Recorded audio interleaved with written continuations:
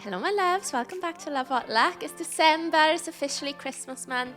I've got my tree up if you're watching. I thought I'd mix up where I'm filming this week, basically just to sit by my Christmas tree. I'm not going to film from here all the time, the blinds are not really giving, but I just love the tree. I really come alive at Christmas, like it truly is my month. And I'm even more excited for Christmas than usual this year, I think, because last December wasn't the best. Was going through my breakup, went home. I was just saying because I vlogged this weekend as well because I did a little Christmassy weekend in London. It was so busy, so chaotic. But I was like, I can't ever remember being that busy in London just because I didn't really do anything in London last year for Christmas. I went to Wonderland once and I went to Edinburgh for Christmas weekend. So I don't know what's happened in the last year, 2 years, but London is intense. I mean, to be fair, we did go in central London, but take care if you're going out. What's that clip? Don't make treacherous journeys. Don't go out unless you have to. My God, it was manic, but very, very exciting. I hope you've all had a good week. Right, let's go straight into this week's story. And this has been sent in by one of you guys. And I know this one was a hard one to send. So obviously I've spoken to her personally. But I do just want to say thank you for sending your stories in. Because sometimes they are hard to share. I feel like that even you as well. Sometimes you share something and then it's scary sometimes, I think, sharing it. But I do think this story is helpful for people that might be in a similar situation. So I think it's a really good one to cover on this week's episode. So yeah, thank you. Okay, she said, I want to share my story on how abuse can often be masked and not always what it seems. It's not always physical or visual. It's often done without you even knowing. I just feel like sending it to you for the podcast may help me let it go. So going back to 2022, I was happy, single, living my best life with the girls. I had absolutely no interest in dating and was genuinely just happy. But you know how they say you find love when you're not looking? I feel like that happened and I almost felt like this was fate. During a night out, as I was going home, someone shouted my name, and when I stopped I had no idea who he was, but we chatted and he said he was following me on Insta and had matched me on a dating app months ago. I can't remember this. We chatted for a bit and then the train came and I sat with my friends. Typically the train was delayed and I ended up using the train toilet. Disgusting, I know. Hadn't all been there. I'm sure you must remember the story. I'm sure I said on maybe a year or 2 years ago, I was on a nighttime train home and two people, a couple, came out the toilets. They were having sex in it. Everyone screamed. 2 minutes after that, a second girl came out. There was some sort of threesome going on in a train toilet. Wild. Okay. As I left the toilet, he was stood outside the door and he'd followed me and wanted to speak to me. That would stress me out firstly because I'd be like, what if he heard me pee? I don't like anyone hearing me pee, but wow, okay. Cut a long story short, this is where our story started. We had the best 6 months and everything felt perfect. I met his son, we went on holiday, everything just felt like this was meant to be. I was done and this was my forever. Then things started to turn. There were little digs about my past and doubts made about his want or love for me. He started to isolate me slowly but surely from my friends, and I felt like I couldn't tell them how bad it was because it looked too perfect. Right, this is a key thing. If you've ever been in a controlling relationship, this is always how it starts. It always starts slow because I can't speak for everyone, but most people, if they get with somebody and you're on second date and they're not very nice to you, most people have the strength to walk away. You're not in love with them, you haven't got any feelings for them, you don't know them, you've got not much riding on it. When you've had this 6 months or longer, or even a month, 2 months, wherever, of pure joy with somebody, when you're falling in love with them, that's when they get you, because then you love them, then you've seen such a good side to them, so then you always hold on to that good side when they go bad, which I always say is a really good thing. I think it's a really nice thing when you can see the good in people, but if you're with the wrong person, they can take advantage of that, and it always starts very slowly and the isolating thing is like a big red flag to look out for. And it's also, I do think we have that as well, even with our friends. Like, it is hard, I think, when you've got an image of your relationship that you've put out to the world. It is hard, like, then saying it's not that image anymore. I even struggled like that. Obviously, I put Matt on social media and we did podcasts together. And then, like, when you have to come and say that you've broken up, it's hard. You almost feel, like, embarrassed, even though you shouldn't. But it does feel a bit like that because you're so sure about something and then it's not working out that way. It's something that we can all relate to, but we all do it still. But there's nothing to be, embarrassed about, obviously. Okay, anyway. She says, there are so many moments I could pick to share with you as examples of abuse, but I'll select a few. One day we were sat scrolling old pictures on my phone and an old picture of my friend, who was also a PT, came up, and it was a picture of him before his competition. He was topless, but I can't express enough how platonic this friendship was. The picture was also in 2017. I didn't even know it was there, or if I'm honest, even remember receiving it. Anyway, I accepted how upset it made my boyfriend. I obviously deleted the picture and grovelled like you wouldn't believe. I also tried to explain that us going through my phone obviously showed I had nothing to hide, but nothing helped. That night, I was the worst person ever, and the door found itself a new hole in. Oh my God, okay, that's a big red flag. But it got better. That picture then justified him liking every girl's Instagram post for months, knowing how much it upset me, and telling me I had pictures of men on my phone so I couldn't say anything. Oh, this makes me so angry. Firstly, liking other girls' Instagram pictures, abusive relationship or not, nobody wants it. It's basically your boyfriend looking at another girl and thinking, oh yeah, she looks nice. That is how, even if that's not the truth, that is how it makes you feel. And that's disrespectful. If you were out with your partner and your partner looked over and saw a girl that he thought was hot, if he's a decent partner, he's never going to turn to you and say, oh my God, she's fit, isn't she? So why do it on Instagram? This is something that I've changed, I think. I was going to say change with age, but I think because I was younger in my old relationships, it never used to be an issue because Instagram wasn't really a thing. But like, as I've got older, I do understand that even if it doesn't mean anything, it's still not nice. And I think because all girls feel the same, and even the girl whose photo you're liking, if they know you've got a girlfriend, they are going to think you're a dick. And that's like the other thing. It's just like embarrassing. Like, why do it? Like, if a boy was constantly like in my pictures that I didn't know, do you know what I mean? Like, obviously a friend and stuff's different. But if he was constantly like my pictures or sliding into my DMs and he had a girlfriend, I'd be like, you're a dog. So it works all ways. But the fact that he's using you having a picture on your phone as an excuse to do that is just so manipulative. Like, 100% he'd be liking pictures anyway, 1,000,000%. And now he's basically just justifying it and making it out as if it's your fault. Also a big red flag. Somebody who can't take accountability for stuff ain't got no time for that, Okay, she said, another incident, I was out with my best friend who was at this point engaged and has a child. Just for context, it wasn't a single party girlfriend. She wanted me to sleep in hers as we'd not had a girly night in ages, and it was awful out, so we were going to get a bottle of wine and head home. I didn't want to ask because I thought he'd be disappointed, which in hindsight is ridiculous. So my friend rang. Yeah, this is really sad. If you feel really uncomfortable to ask your partner something or to tell him or her that you're doing something, it's not good.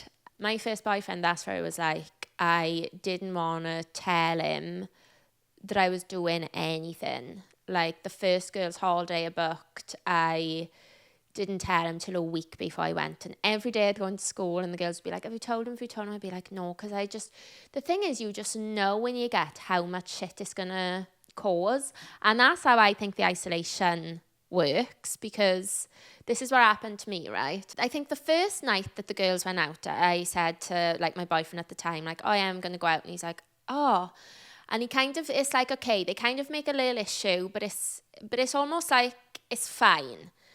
And then gradually, at least in my situation, it would be like, I really don't want you to go, like, I wouldn't do that. And then he used to cry and stuff. Obviously, I've said that story before. But then gradually, basically, it causes so much shit that you end up just not going out because you're just saving yourself the hassle. And that's, at least in my experience, that's how I think the isolation happens. Because eventually then the girls would just stop asking me out because I would always be like, no, I can't. And then I just, and then you just stop going out as much. It's not ridiculous. It sounds ridiculous in hindsight, but when you're in it, it's so hard to see through it because you love them, and also you think you're saving yourself shit. At least that's where I was. I was just like, I can't even be arsed, and the night out isn't worth it. And I used to just start looking at it like that. So it's such a slippery slope, and this is why I'm so on it when like people or partners like ask you to do something. So I'm like, it's just a slippery slope. Okay, she said, he was sickly sweet and told her everything was fine, and of course I could stay out. We then went to hers, opened the wine, and that's when the messages started, the angry messages, telling me I was selfish and had ruined the weekend plans we had made. I freaked. That night was the first night I opened up to my best friend and explained what had been happening in our relationship. Despite him always asking to keep our relationship private, of course he was, dickhead, I finally opened up. It's funny how until you say it out loud, it doesn't feel like abuse. It just felt like the norm because he loved me, didn't he? Yeah, that's exactly what I was just saying. It's like they love you and you love them. And yeah, it does just become normal. So telling somebody is a really good thing to do. Anyway, the messages got that bad, I got my shoes on and left, despite the nagging from my friend. It was raining so bad, but off I went on my 5-mile walk home. As I got halfway, he pulled up and threw me in the back of his van. He then made me stay there, oh my God, until he got in the house, and then made me stand by the door crying. This is so awful. Oh no. He filmed me whilst doing this, threatening to send the video to my mum to show her the mess I was in. That's so manipulative, because do you really think that her mother is going to look at that and be in your corner? No, he's obviously not going to send it, because anyone looking at that would be like, oh my God, what the hell are you doing to her? Get her inside the house. Like, oh, it's so fucked. The only reason he stopped was because I called my male best friend and asked him to come and get me. As soon as I did this, the camera went away and the love bombing returned again. Yes, because they know they're doing wrong, and they can only manipulate you because you were the one that's in love with them. But everyone else can see straight through it because obviously they don't love you. And the next day, it was like nothing ever happened. Then came the biggest life-changing moment I've had. My grandfather, who raised me as his own, passed away in my arms. Oh my God, I'm sorry. After I nursed him for the last week of his life. I'm not ashamed to say, mentally I was in a really bad place after this, of course. My mood swings were horrible and I was unable to leave the house alone because of my anxiety. I had frequent suicidal thoughts and cut myself off from anyone and everyone who loved and cared for me. Instead of being supportive, my boyfriend decided that during the worst time of my life, I was too much for him. I mean, I was a lot, but surely that's expected if your dad dies, isn't it? Yes, it definitely is. And don't people say that when you're in your lowest points, like that's when you find out who your friends are and your relationships? Oh, I saw a really good thing on TikTok, actually. I'm going to read that out to you later. It's basically like signs to look for if your partner's the one for you. I'll read them out after this. She says, anyway, he left me and moved on within 3 weeks. Apart from any of the abuse and any of the other shit he's done, that alone is unforgivable. To leave someone when they're in their darkest moments and move on within 3 weeks. It's giving arsehole. It truly, truly is. He left me and moved on within 3 weeks, not before continuing to dip in and out of my life and continue to emotionally control me. But he left, and despite a call every few weeks, we were over in my eyes. A few months of therapy. Woo, big up therapy. We love a therapist, don't you? A few months of therapy and a lot of love from my girls, and I was good, I was happy and getting healthier. My periods returned, which is mental, that you must have been under so much stress that they stopped. That's crazy. My appetite improved and I went back to work. Then months on, his relationship ends. And from the day of his relationship ending, he stayed with me for 2 months. Again, love bombed me, so I was back trapped. He told me how much he had changed, how much he regretted how he treated me, and how he had grown up. This continued for 6 to 7 months on and off, again with the emotional abuse and the lies to my family and friends. During one of these months, I was going to Ibiza with the girls. He stayed with me the night before, and in the morning, my best friend had paid for me to have my makeup done to go. How sweet is that? I came home, makeup done, and was buzzing, ready to go, but as I entered the house, he full on laughed in my face and said how ridiculous I looked.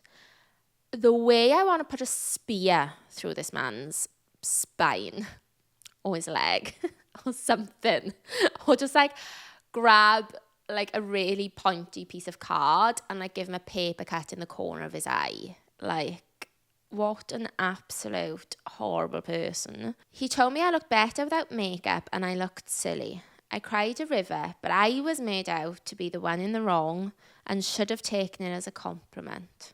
He's basically obviously seen she looked super hot and is in panic mode, because that's where it all stems from. It's all insecurities. Like, I would say my worst, but when I say controlling, my first boyfriend like wasn't nasty to me at all. Like, I have to say that he was like so lovely to me, minus a couple of things which I'm not going to go into again, but overall was like a sweet boy. But he was so deeply insecure, and I don't know why, because I fancied him so much. Like, everyone thought he was hot at the time. Like, he was such a catch, but he was so insecure, oh my God. And that's where it all stemmed from. And I had a very different experience, like where mine, like I said, would cry all the time at stuff I wanted to do. But that is, like, now I look back and I'm like, that is manipulative still, because you make me feel guilty. It's like guilt trapping me into not going anywhere or doing anything. Okay, she says, anyway, in more recent months, he decided he was going away for a month. Just FYI, I didn't agree with this, as a month without his son sounded ridiculous, but he went and I called it off about a month before he went, because although he would tell me we are just friends and he was on a dating app, he would also stay here most nights, tell me he loved me and that I was his favourite person, but if I tried to speak to someone or date them, he'd be upset. I can't. It was a toxic situation, and when I take accountability for in my role because I should have walked away, no. That, I think, is a trap that we get ourselves into. At the time, is so you feel like that now because you're out of it and you're not in love with him, but when you're in something, like I say, like when you're in it, it's really hard to see out of it, and you've just got to be a bit kinder to yourself. She says, many times I should have walked away. My friends and family hated him, but I felt emotionally pulled back every time. Most people in normal situations end up going to their ex, even if it's just like for a night, for a week, or like most people do, because it is really hard. So when you're in something like as thick and confusing as this, it's really hard to walk away. Like, obviously, I think it takes most people a good few tries. I definitely broke up with my boyfriend and then got back, I think, for another year before leaving him again. So a week before he goes away, I get a call he wants to see me. Stupidly, I go for food. Following this, he asks to take me home and run me a bath to look after me like I deserve. I refused, go me. But that night, he turned up to my house with flowers and a handwritten note explaining how much he loved me and how he was so grateful for me. So I agreed to have a family day the day before he left with his son. Stupid, I know, but I went. It's not, though, again. If you want to see the good in them and then they coming up and showing you all this good, then obviously you're going to think, okay, maybe like he's changed, or sometimes you just want to do something, you know, and you don't even know thinking, you just do it.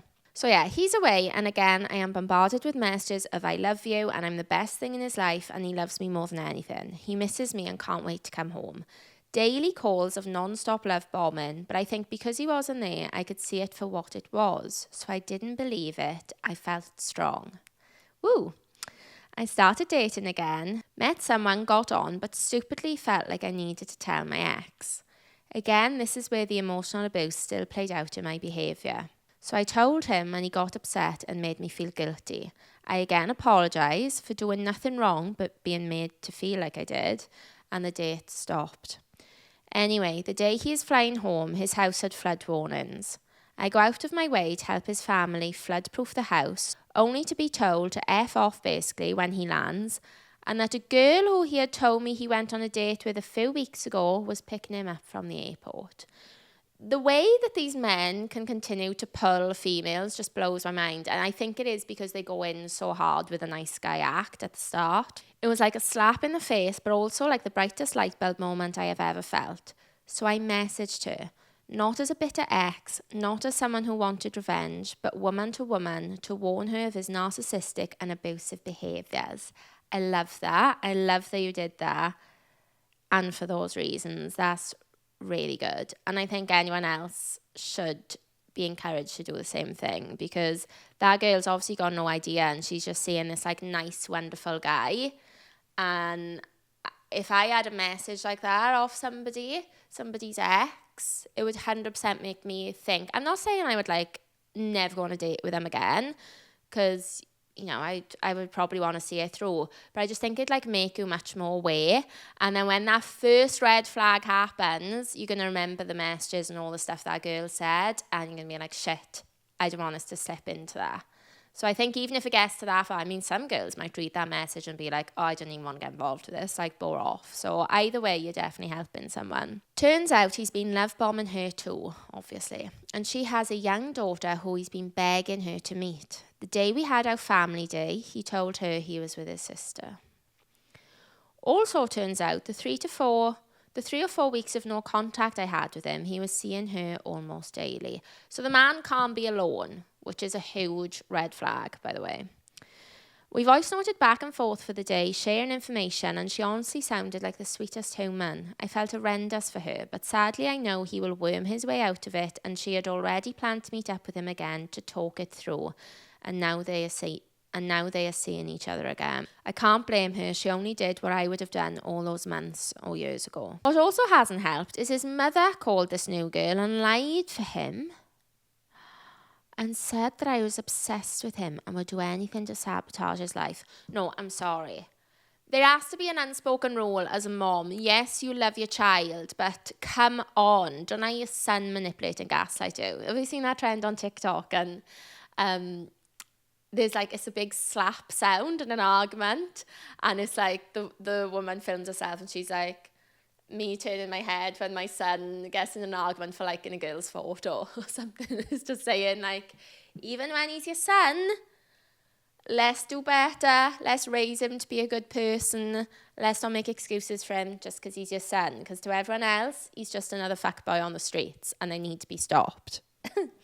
She says, this is a woman who I frequently spent time with and had a really close relationship with. She did that to me just as he did. I suppose the apple doesn't fall far from the tree, eh? I think what I've learned from the whole thing is people are who they are. You can't change a man who sees no wrong in his actions, and you can't warn another woman of a man's actions without sounding bitter, and that's okay. You just have to find the strength to walk away from situations that don't serve you and remember that beauty comes from within, and some people really are just ugly on the inside. Abuse isn't just physical, it's mental, emotional, financial. It's someone having control over your life without you even being aware. So yeah, I finally blocked him and his family, and I'm ready to start again. Not with anyone other than myself and my girls, because they really are the loves of my life. And if I have them, I never need a man again. Mic drop. That gives me goosebumps when I read it. It's, oh my God, I just love it. And I really hope that's helpful for somebody, and she hopes it's helpful as well. And also I love when she says, like, you know, you can try to warn another woman off, but if they think you're bitter, like, that's okay.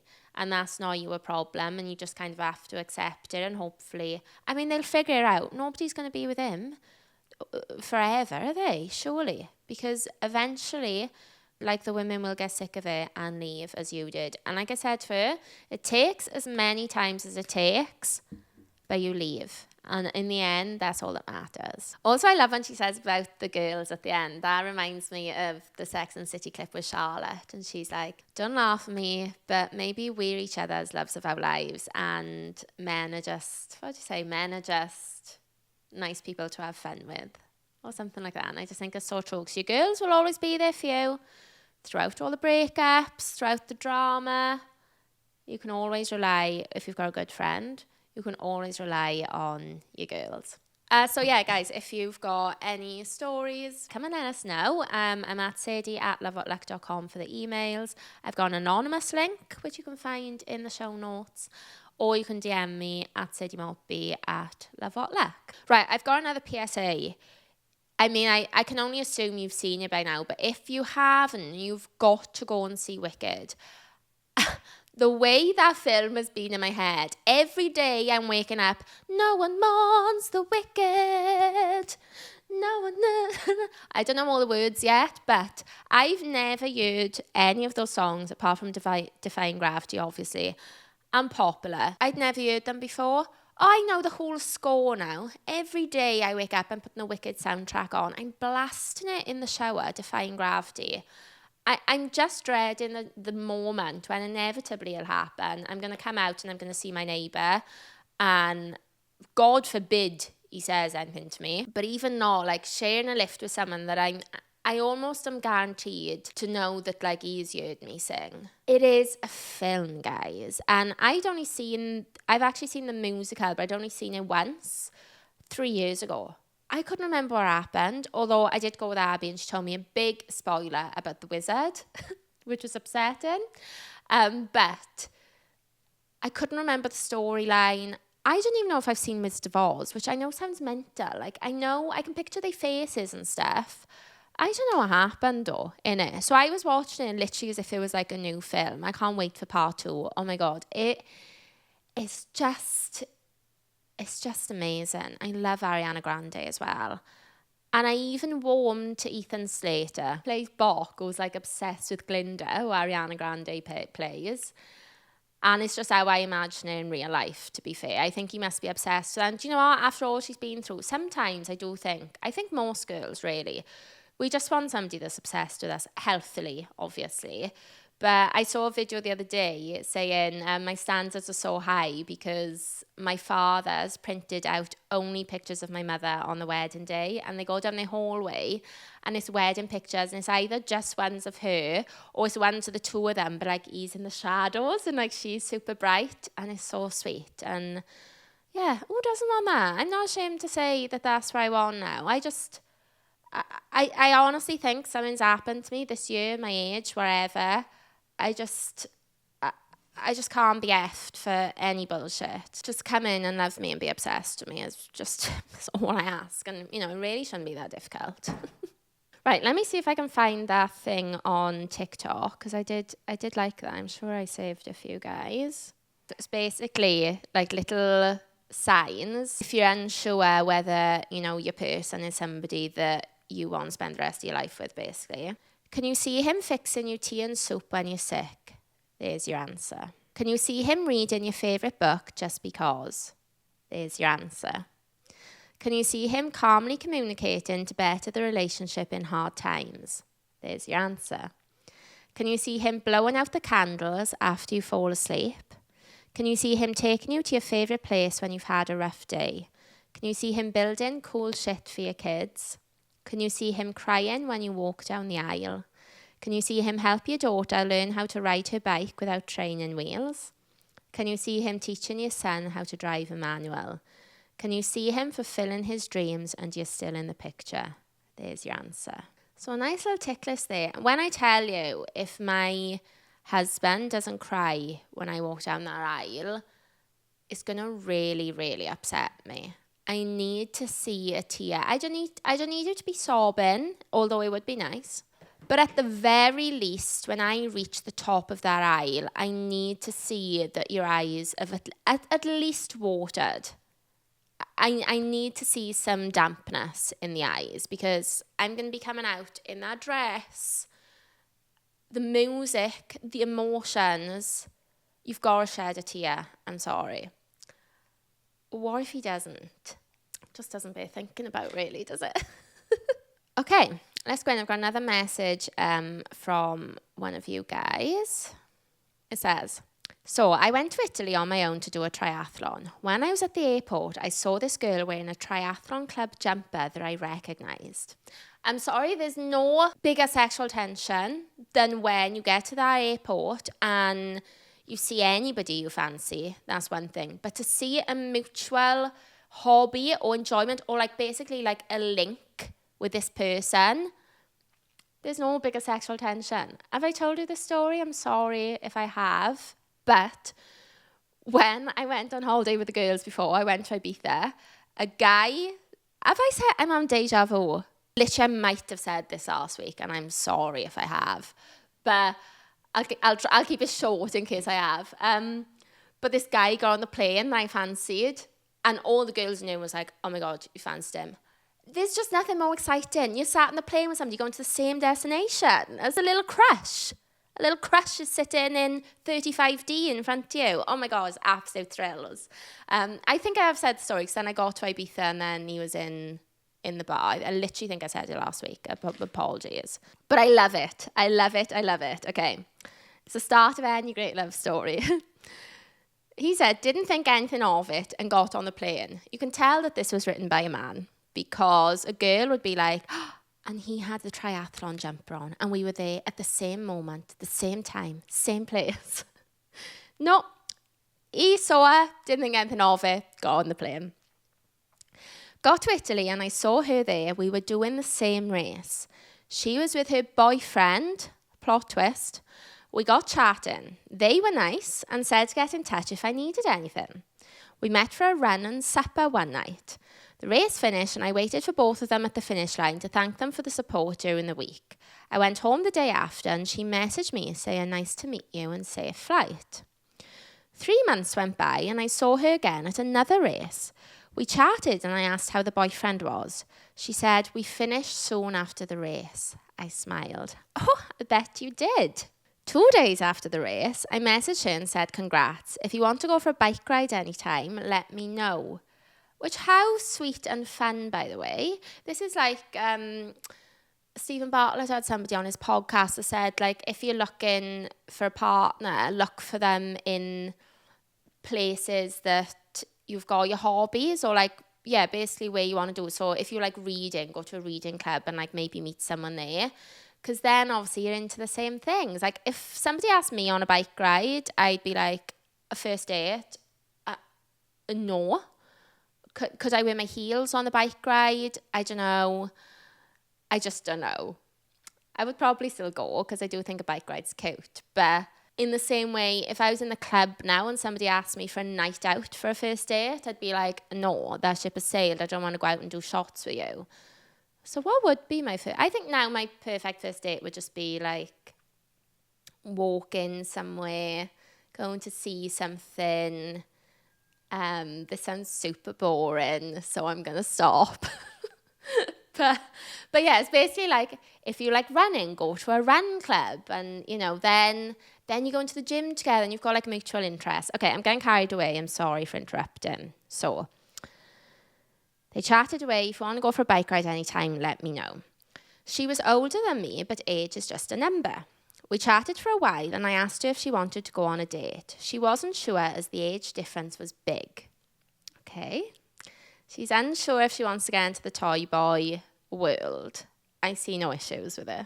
Makes a change. We did go on a date eventually and we clicked straight away. She was staying over most nights, but I never went round to hers. That's a red flag to me. We were dating for 3 months. 3 months and you never went to hers. That's a big fat red flag for me. Also, like when you go to somebody's house, apartment, flat, whatever, building area, I think that's like when you get a better sense of who someone is. Like, I need to see how messy you are.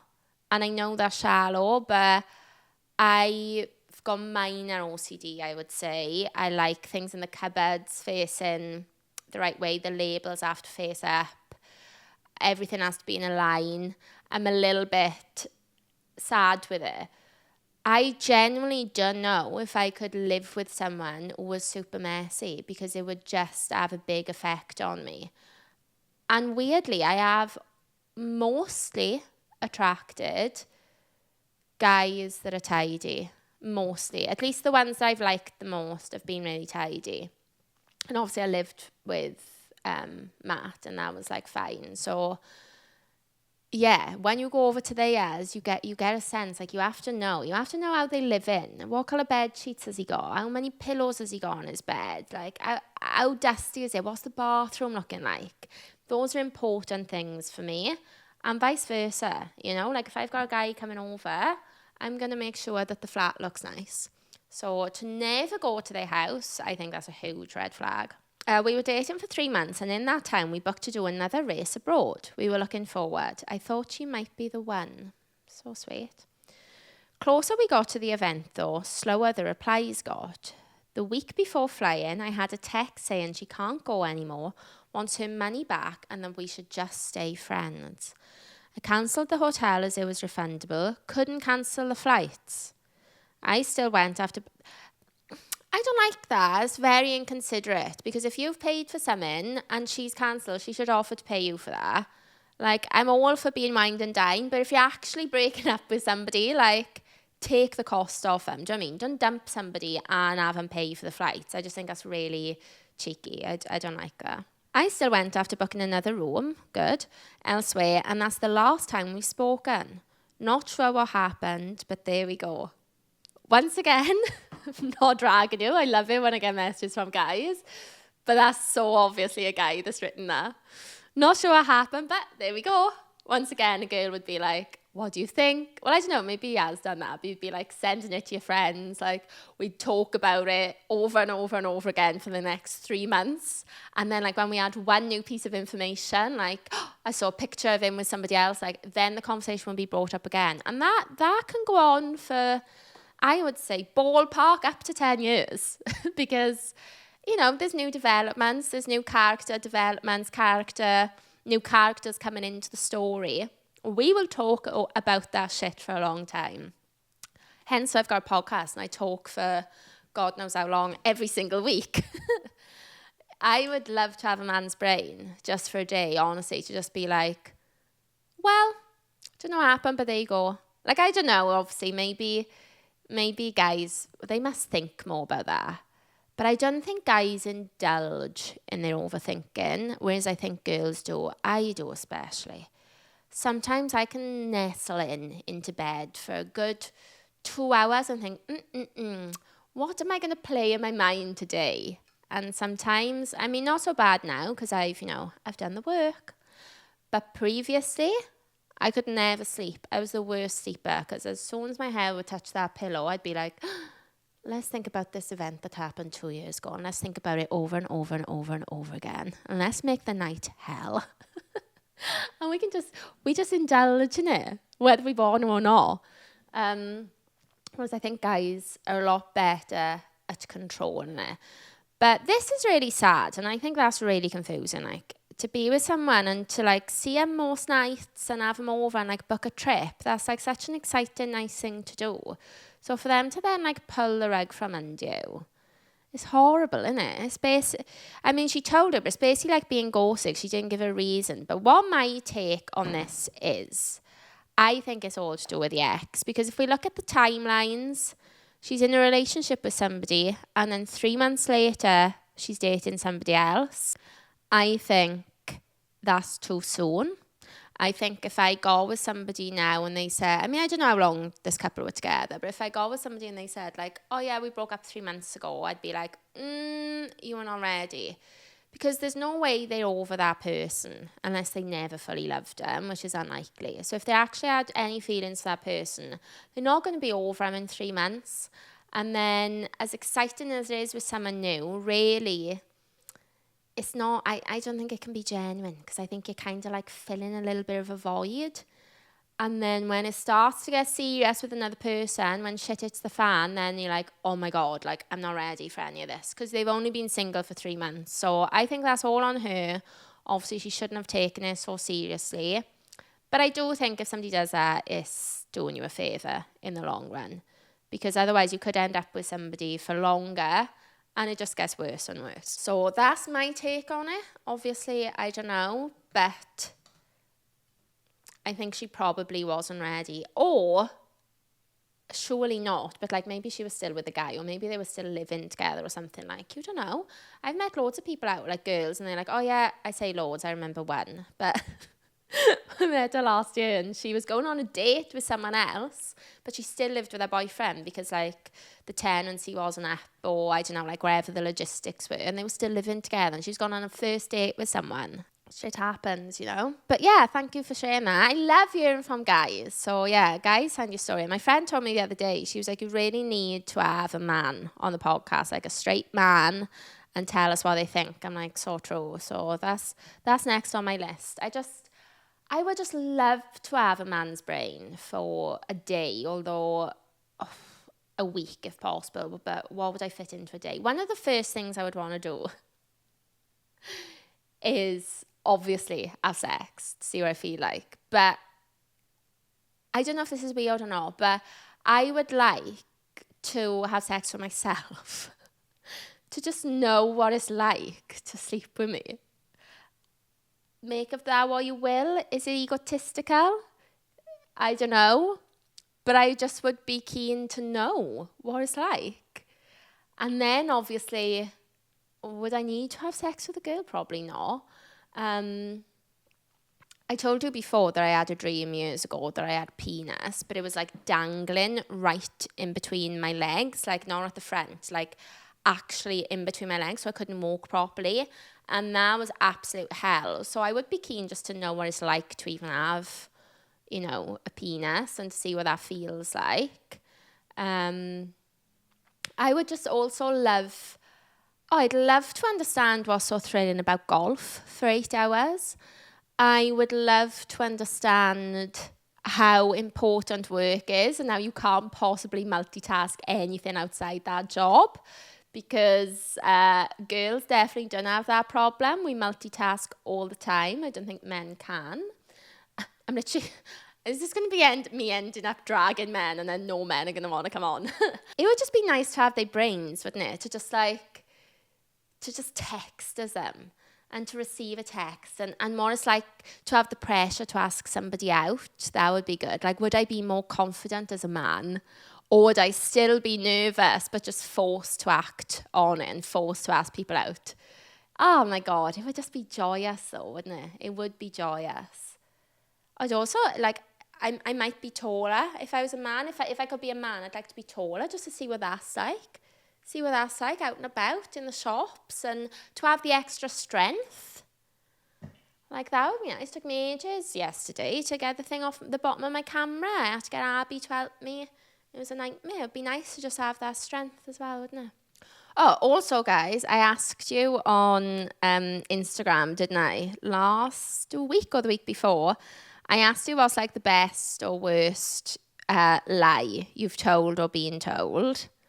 And I've got some answers for us, so let's read them out. I did share this one on my Instagram, but I'm going to read them anyway. My ex had a baby he failed to mention. That is the most disgusting lie, I think, ever. Absolutely outrageous, straight to jail. Told me she was separated from her husband. They were very much still married / together. Always. If ever these stories taught you anything, if anyone says they're married but separated, run. Because I haven't met one person yet, at least they haven't written in, where that's been true. Here we got another one. Not a lie exactly, but I once dated someone for 3 months and found out they had been charged with attempted murder. A friend told me and then I confirmed it with Google. How terrifying is that? They'd been charged, not even just accused, which would be bad enough, by the way. Charged with it. So this was on Insta, so I messaged back, said, oh my God, that is outrageous and terrifying. Did you tell him you knew? She said, oh my God, no, I didn't want to, because it was like 10 years earlier, but it ended like a week after I found out anyways. It put me off dating for a good 1.5 years. I bet. Terrifying. But the thing is, like, you can't slip that into conversation. Hey, what do you want? Do you want red or white? Also, by the way, I was done for attempted murder 10 years ago. So to be fair to him, how are you going to drop that into a conversation without somebody running for the hills? So I can kind of understand. But also, these people should come with like warnings. Not like when you're on a sex offenders list. Not that I check that before I go on a date, but we should have like little warnings, like especially if you meet them on an app, there should just be like a little card, you know, sex offender, abuser, controlling, pass. You know, there should be just like little ticks. And then up to you if you want to see it through, you know, but it would be nice to have a little warning. Okay, I've got another one. She said, that someone wanted to be in a relationship, but all the time they kept me secret from their side of the family because they were still messing with their ex. And then he said, the biggest lie I've ever told is about 25 years ago, me and my ex at the time were into threesomes, and my ex slept with my mate's girlfriend. I just watched. I never told him, but I knew he was sleeping with my ex, so I decided not to say anything and step away from it. There's a lot of incest going on there. I feel like you were into threesomes, but you might as well have just chucked yourselves all in there and really just got involved as a group because you're all sleeping with each other anyway. Wild. Yeah, I think that was it for that. Okay, so I think I'll wrap it up there, guys. I'm really sorry that this episode is late. I used to be so on it with like getting them out to Tuesday, 6 a.m. But to be completely transparent, it's been really hard to do that over the last 2 weeks because I've been away. And then I've been away for the weekend since I've come back. I went back to Wales, by the way. I went to watch the rugby, so I went for the full weekend. Guys, I had so much fun. It was like I was on holidays, though. It's like it was a place. I think because I don't live there anymore, it was as if like I went and I was never going to go again. Obviously, it's where I'm from. I literally grew up there. So if you saw me doing anything questionable, no, you didn't. Just allow it. I had a very, very fun time. We went to watch the game in the stadium. We lost, obviously, which was shit. But yeah, it was actually super fun. But yeah, I did that like the weekend, literally as soon as I came home from holidays. Then Abby came up. I did a full Christmas weekend in London. And if I do something all weekend, I'm like constantly chasing my tail, even when I keep a weekend free, because it's obviously, I work as well. So, I am really sorry. It does make me feel like absolute shit. And it makes me feel like embarrassed. That's why I don't put it on my story to say it's late sometimes, because it makes me feel like an absolute massive failure. And I just like breeze by, just hoping that nobody notices. But I am going to get back on it and make the effort to get them out at 6 a.m. every Tuesday. But it's just been busy time and no complaints. It's been a fun time. But, you know, I am severely sleep deprived. So please forgive me and allow it. I am sorry that sometimes they get out late, but I am going to do better. That's my New Year's resolution. I'm going to get back on it. Anyway, yeah, if you've made it to the end of the episode, thank you so much. Please follow me on Spotify. I've had a little influx on there over the last couple of weeks. That made me feel really nice. So yeah, if you are listening on Spotify, then please make sure to follow and leave me a review. Cheeky 5 stars. It takes 1 second, if that. Literally just boop. 5-star review. Would love that. And yeah, please make sure to subscribe if you're watching on TikTok. Not TikTok. Subscribe if you're watching on YouTube. Come and share your stories, what you're up to, anything you want me to talk about. Then, yeah, come and let me know. And I will speak to you next Tuesday, 6 a.m. We're doing it. Right, anyway, I'm going to wrap it up. Thank you, guys. I'll speak to you then. Have a good week.